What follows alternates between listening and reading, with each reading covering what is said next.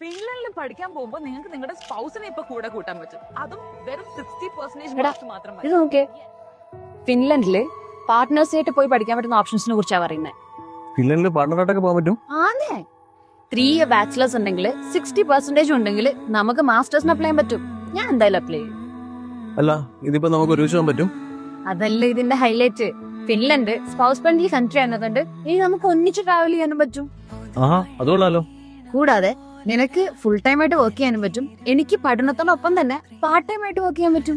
കൂടാതെ 2 year stay back option ഉള്ളതിനെ കൊണ്ട് നമുക്ക് പഠനത്തിന് ശേഷം ജോബ് സെർച്ച് ചെയ്യാനുള്ള ടൈമും ഫിൻലൻഡ് നമുക്ക് തരുന്നുണ്ട്. 8 ഇയേഴ്സ് ആയിട്ട് കണ്ടിന്യൂസ്ലി ഫിൻലൻഡിനെയാണ് വേൾഡ്സ് ഹാപ്പിയസ്റ്റ് കൺട്രി എന്ന് പറയുന്നത്. So I think we will be happy and safe there. അത് കൊള്ളാട്ടാ. അപ്പൊ ഈ ആപ്ലിക്കേഷൻ ഒക്കെ നമ്മൾ എപ്പോഴാണ് സ്റ്റാർട്ട് ചെയ്യേണ്ടത്? സമയമില്ലടോ.